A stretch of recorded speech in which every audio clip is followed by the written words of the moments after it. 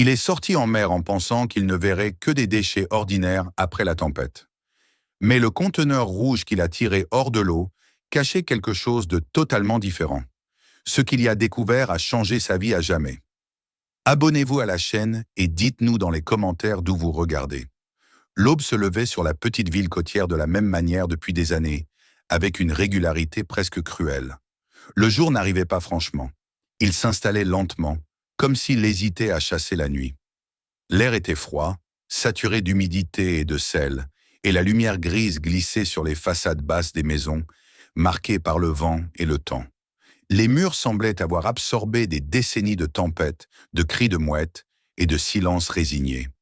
Ici, tout donnait l'impression d'un lieu fatigué, d'un endroit qui avait connu de meilleurs jours et qui continuait d'exister davantage par habitude que par espoir. Les rues étroites descendaient doucement vers le port, serpentant entre les maisons serrées les unes contre les autres, comme si elles cherchaient du réconfort dans cette proximité. À mesure que l'on approchait de l'eau, l'odeur devenait plus forte, mêlant l'iode, le bois mouillé et le métal rouillé. Le port lui-même, autrefois animé et bruyant, semblait désormais figé dans une lente agonie.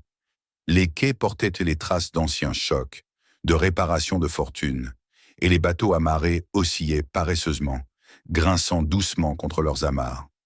Peu de voix se faisaient entendre à cette heure, et celle qui perçait le silence semblait étouffée, comme si même les hommes parlaient à voix basse pour ne pas déranger la lassitude ambiante.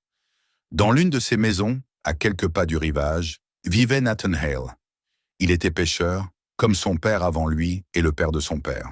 À 40 ans passés, son visage racontait une histoire que lui-même n'avait jamais pris le temps de formuler. Des rides profondes tracées par le soleil et l'inquiétude, une mâchoire constamment tendue, des yeux qui semblaient toujours chercher quelque chose au-delà de l'horizon. Sa vie suivait un rythme immuable.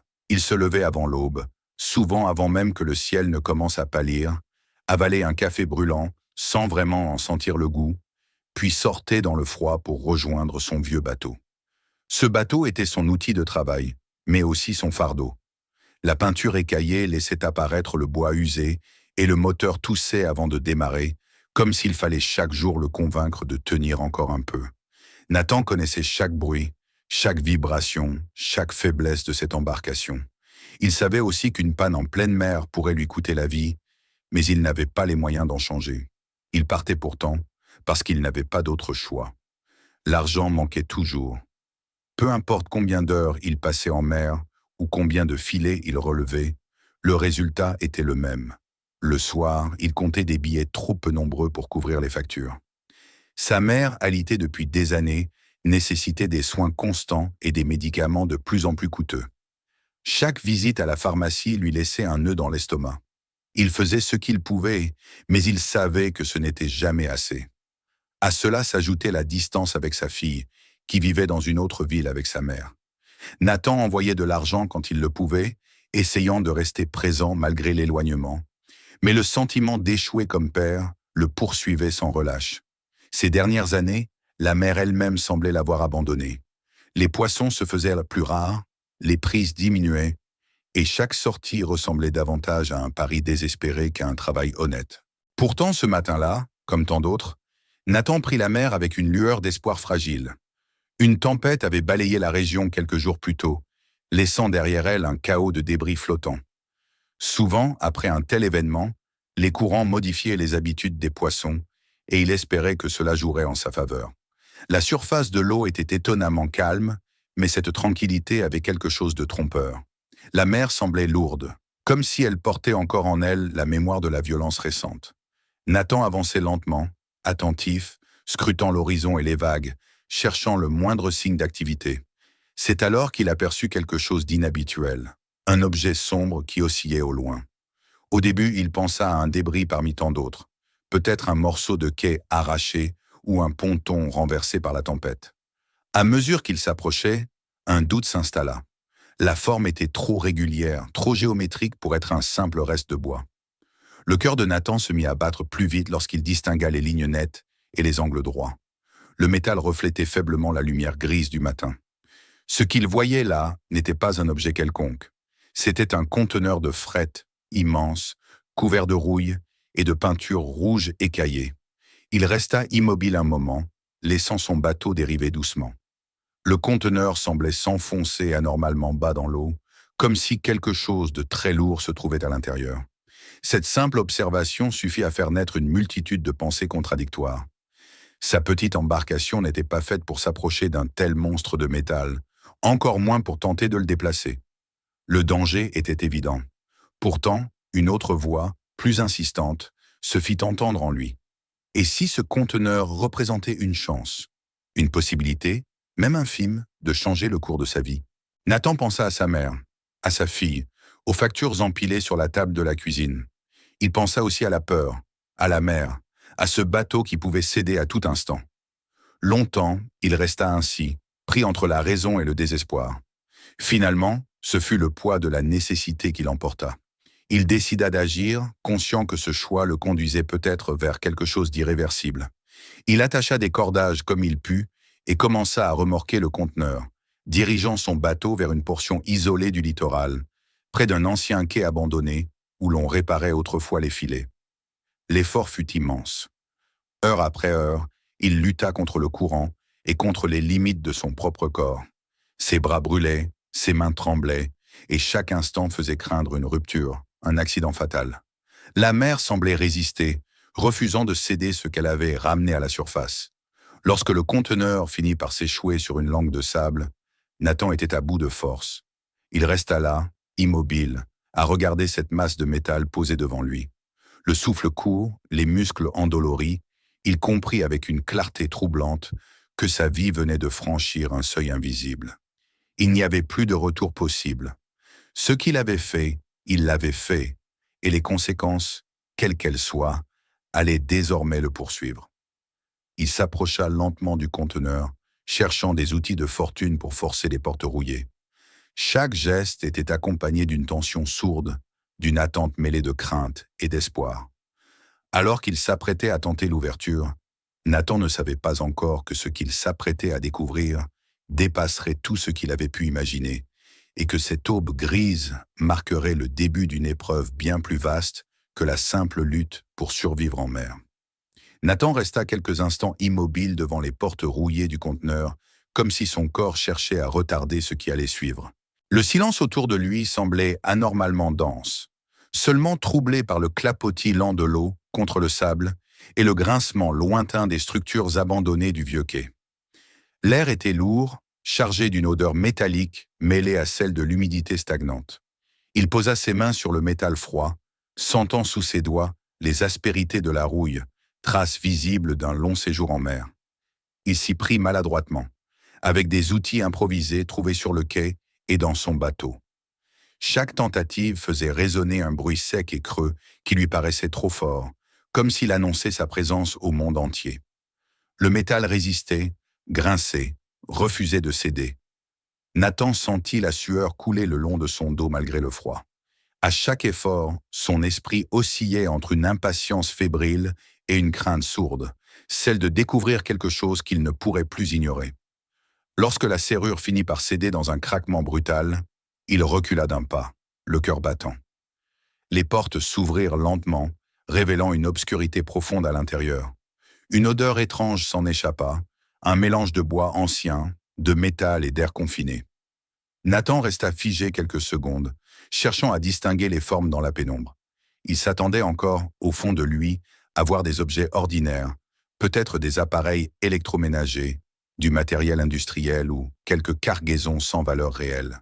Mais dès que ses yeux s'habituèrent à la faible lumière, cette illusion se brisa. Ce qu'il voyait n'avait rien de banal. À l'intérieur du conteneur, tout était organisé avec une précision presque inquiétante. De grandes statues de pierre étaient solidement maintenues par des sangles épaisses, calées pour éviter le moindre mouvement.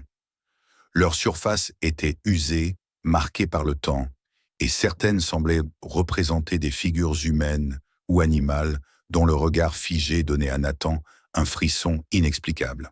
À côté de ces statues reposaient des objets en bronze, couverts d'une patine verdâtre qui témoignait de leur ancienneté. Ils n'avaient rien d'industriel. Chaque pièce semblait avoir une histoire, une origine lointaine, et leur simple présence évoquait des siècles, peut-être des millénaires. Plus loin, il aperçut des masques en bois finement sculptés, ornés de motifs complexes. Ils étaient enveloppés avec soin, protégés de l'humidité, comme s'ils étaient considérés avec un respect presque sacré. Nathan avança lentement, conscient que chacun de ses pas le faisait entrer un peu plus dans une réalité qui lui échappait.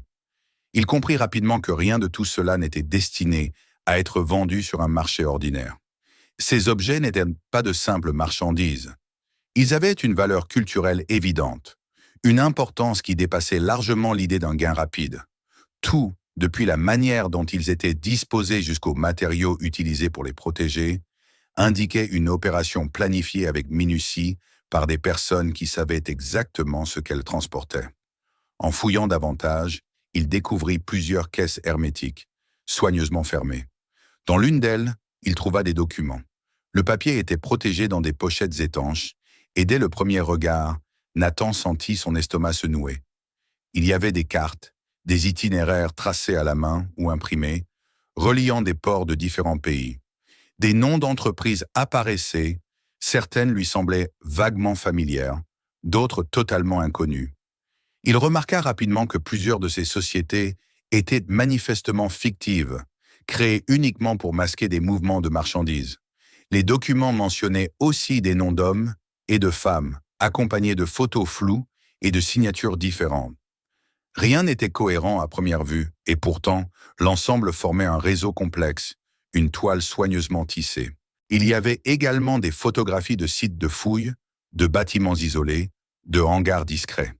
Certaines images montraient des objets semblables à ceux qu'il avait sous les yeux, encore enfouis dans la terre ou alignés dans des pièces sombres. Peu à peu, la vérité s'imposa à lui avec une clarté brutale. Ce conteneur n'était qu'un maillon d'une chaîne bien plus vaste. Il faisait partie d'un trafic international de biens culturels, un système organisé pour extraire, transporter et revendre des fragments du patrimoine de différentes régions du monde. Nathan sentit un frisson le parcourir. Il n'avait pas seulement trouvé quelque chose de précieux, il avait mis la main sur la preuve d'un crime à grande échelle.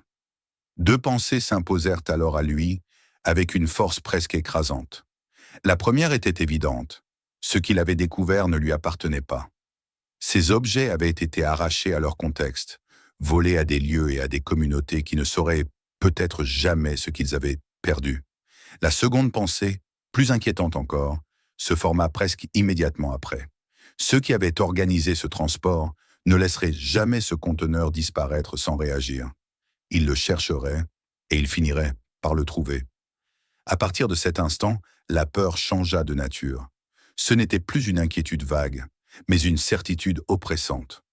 Nathan se mit à regarder autour de lui différemment, comme s'il s'attendait à voir surgir quelqu'un à tout moment. Il pensa à sa mère, fragile et dépendante, à sa fille, loin de lui. L'idée qu'il puisse être impliqué, même indirectement, dans cette affaire le glaça. Les premiers signes de danger ne tardèrent pas à apparaître. Au port, il remarqua des visages qu'il n'avait jamais vus auparavant. Des hommes posaient des questions, apparemment anodines, sur les débris ramenés par la tempête.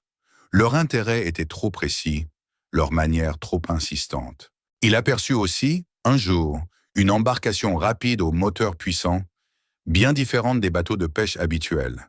Plus tard encore, une voiture sans plaque distinctive passa lentement devant sa maison, comme pour mémoriser les lieux. Nathan comprit alors qu'il était déjà observé. Il n'avait plus le luxe de réfléchir longuement. Il devait agir, et vite. L'idée de garder le conteneur ou de tenter d'en tirer profit s'effaça complètement. Ce qu'il avait découvert dépassait ses propres problèmes, aussi graves soient-ils. Il se rendit à l'évidence qu'il devait remettre tout cela aux autorités, non par espoir de récompense, mais parce que c'était la seule décision capable de protéger ceux qu'il aimait. Cependant, il savait aussi qu'une démarche directe serait dangereuse. Se rendre au port ou appeler ouvertement les autorités risquait d'alerter ceux qui le surveillaient déjà. Il lui fallait un moyen discret, un endroit où il pourrait transmettre un message sans être immédiatement repéré. C'est alors qu'il se souvint d'un ancien poste de la garde côtière, abandonné depuis longtemps, situé dans une zone isolée du littoral et équipé d'un système de communication autonome. Cette nuit-là, Nathan prit sa décision. Fatigué, tendu, mais résolu, il se prépara à quitter discrètement sa maison. Il savait que ce choix marquait une nouvelle étape, encore plus dangereuse que la précédente. En refermant la porte derrière lui, il sentit le poids de ce qu'il laissait derrière et l'incertitude de ce qui l'attendait. Il ignorait encore que les heures à venir mettraient à l'épreuve non seulement son courage, mais aussi sa capacité à survivre face à des ennemis prêts à tout pour protéger leurs secrets.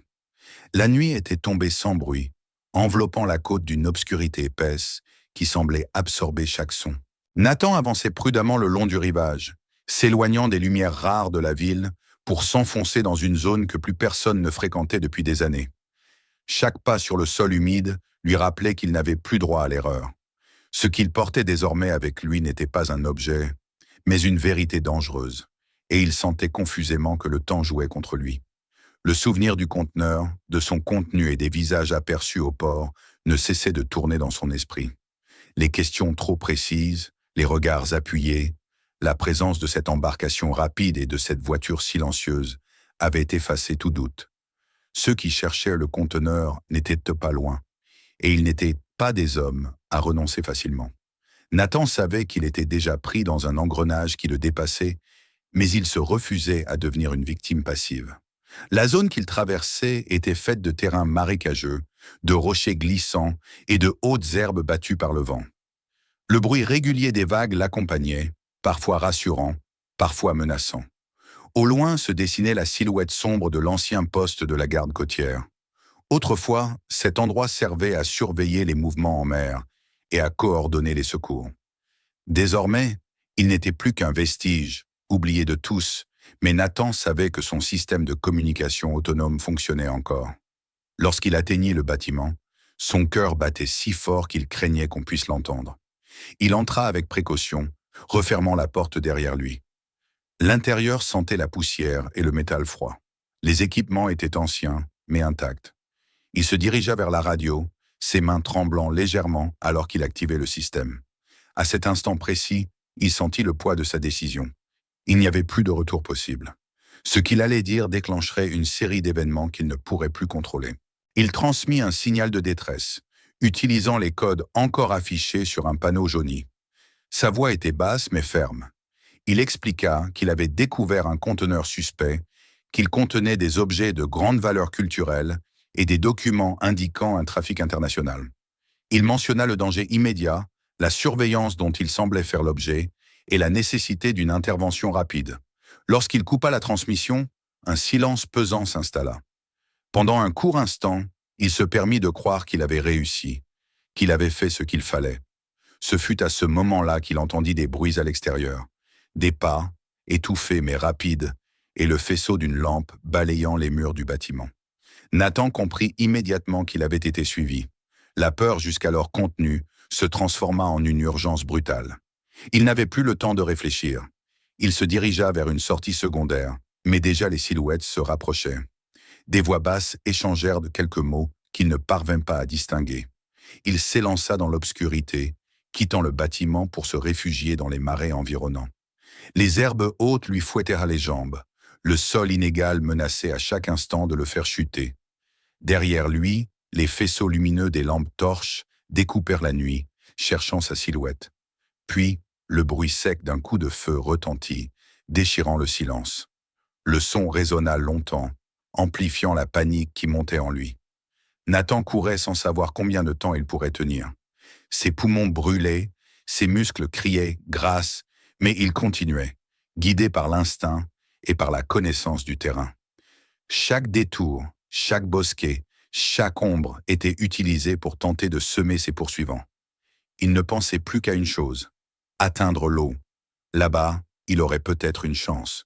Lorsqu'il aperçut enfin la vieille embarcation de service amarrée près d'un canal étroit, il sentit une vague d'espoir le traverser. Sans hésiter, il monta à bord et força le moteur à démarrer. Le bruit lui sembla assourdissant, mais la machine répondit. Il détacha les amarres à la hâte et s'engagea dans le canal, laissant derrière lui les cris étouffés et les lumières qui s'agitaient sur la berge. La fuite sur l'eau fut une épreuve différente, mais tout aussi éprouvante. Les canaux étaient étroits, sinueux et bordés de végétation dense. Nathan avançait presque à l'aveugle, se fiant à sa mémoire et à son intuition. Chaque virage pouvait être le dernier. Il tendait l'oreille, cherchant à percevoir le bruit d'un moteur derrière lui, redoutant de voir surgir des phares dans l'obscurité. Les heures passèrent dans une tension constante. La fatigue s'accumulait, mais il ne pouvait pas s'arrêter. À l'aube, alors que le ciel commençait à pâlir, ses forces étaient presque épuisées. C'est alors qu'il aperçut, au loin, les lumières distinctives d'une patrouille maritime. Le soulagement se mêla à la peur. Il ne savait pas encore s'il était enfin en sécurité, mais il n'avait plus d'énergie pour fuir. Lorsque l'embarcation de la garde côtière s'approcha et lui fit signe de s'arrêter, Nathan obéit. Ses mains tremblaient lorsqu'il coupa le moteur.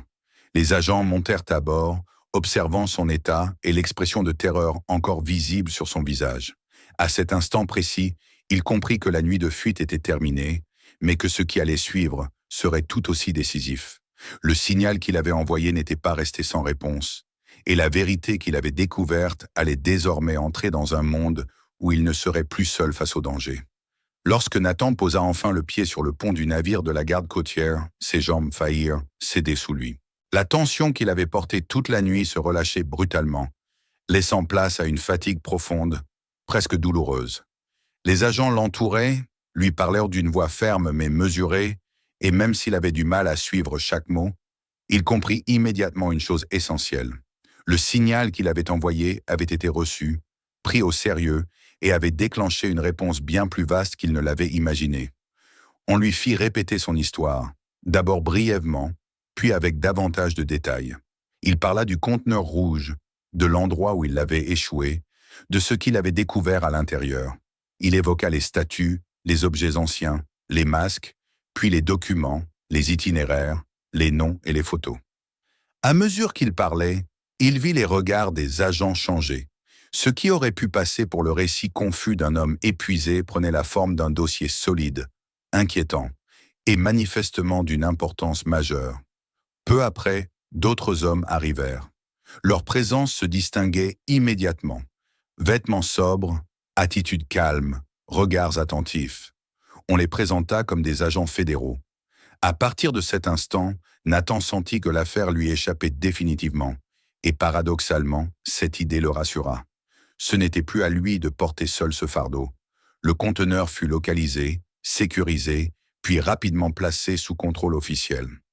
Les zones autour du vieux quai furent bouclées et les premières mesures d'enquête furent lancées sans délai.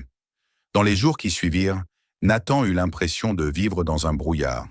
Il fut interrogé à plusieurs reprises, toujours avec respect, mais aussi avec une précision rigoureuse. Les documents qu'il avait trouvés s'avérèrent être la clé d'un réseau complexe, s'étendant bien au-delà de la région. Les itinéraires mentionnés correspondaient à des opérations déjà soupçonnées dans plusieurs pays. Les fausses entreprises servaient de façade à un trafic international organisé, spécialisé dans le pillage et l'exportation illégale de biens culturels. Les arrestations commencèrent rapidement. D'abord discrètes, puis de plus en plus visibles, elles eurent lieu dans plusieurs ports, dans différents pays. Les informations fournies par le conteneur permirent de remonter des chaînes entières de responsabilité. Des intermédiaires furent arrêtés, puis des figures plus importantes du réseau. Les médias commencèrent à évoquer l'affaire, parlant d'une vaste opération contre le trafic de patrimoine culturel. Nathan suivait tout cela à distance, encore protégé, conscient que sa sécurité et celle de sa famille restaient une priorité. Les objets retrouvés dans le conteneur furent identifiés, catalogués, puis progressivement restitués. Certains rejoignirent des musées, d'autres furent rendus à des communautés qui les considéraient comme des symboles essentiels de leur histoire. Cette étape eut sur Nathan un effet profond. Il comprit alors pleinement ce qu'il avait contribué à préserver. Ce n'était pas seulement une question de valeur matérielle, mais de mémoire, d'identité, de respect envers des cultures entières. Pendant ce temps, sa propre vie commençait lentement à se réorganiser. Les autorités lui accordèrent une protection, consciente des risques persistants. Sa mère fut prise en charge médicalement de manière plus stable et les angoisses liées aux factures disparurent peu à peu. Une compensation financière lui fut attribuée, accompagnée d'une reconnaissance officielle pour son rôle décisif dans le démantèlement du réseau. Nathan accueillit ces changements avec une gratitude silencieuse, sans jamais oublier que l'essentiel n'était pas là. Avec cet argent, il put enfin régler ses dettes et investir dans un nouveau bateau. Lorsque celui-ci arriva au port, solide, fiable, équipé d'un moteur moderne, Nathan ressentit une émotion qu'il n'avait pas connue depuis longtemps. Ce n'était pas de la fierté, mais un apaisement profond. Il savait qu'il pourrait désormais travailler sans cette peur constante de tomber en panne au milieu de l'eau, sans cette impression de jouer sa vie à chaque sortie. Les mois passèrent. L'agitation autour de l'affaire diminua, laissant place à une forme de normalité retrouvée. Un matin, bien avant l'aube, Nathan se retrouva seul sur le pont de son nouveau bateau. Le ciel commençait à s'éclaircir, et la mer, fidèle à elle-même, restait froide, imprévisible, indifférente au drame humain. Il observa l'horizon, le même qu'il avait contemplé toute sa vie, et prit conscience de ce qui avait véritablement changé. Le monde autour de lui n'était pas différent. Les maisons basses, le port fatigué, les rues étroites existaient toujours. Mais lui n'était plus le même homme. Il avait appris, au prix de la peur et du doute, qu'un choix pouvait dépasser la simple survie quotidienne. Il avait compris que même quelqu'un vivant à la limite, accablé par les responsabilités et le manque, pouvait agir d'une manière qui avait un impact bien plus large que sa propre existence. Nathan ne ressentait ni triomphe ni exaltation. Ce qu'il éprouvait était plus discret, plus durable, une certitude tranquille. Il avait fait ce qui lui semblait juste, non pour être récompensé, mais pour préserver quelque chose de plus grand que lui. Alors que le soleil s'élevait lentement au-dessus de la ligne de l'eau, il inspira profondément et laissa cette conviction s'installer en lui. Et pour la première fois depuis longtemps, cela lui suffisait. Si cette histoire vous a tenu en haleine, abonnez-vous à la chaîne pour ne pas manquer la suite et d'autres histoires. Regardez les vidéos suivantes.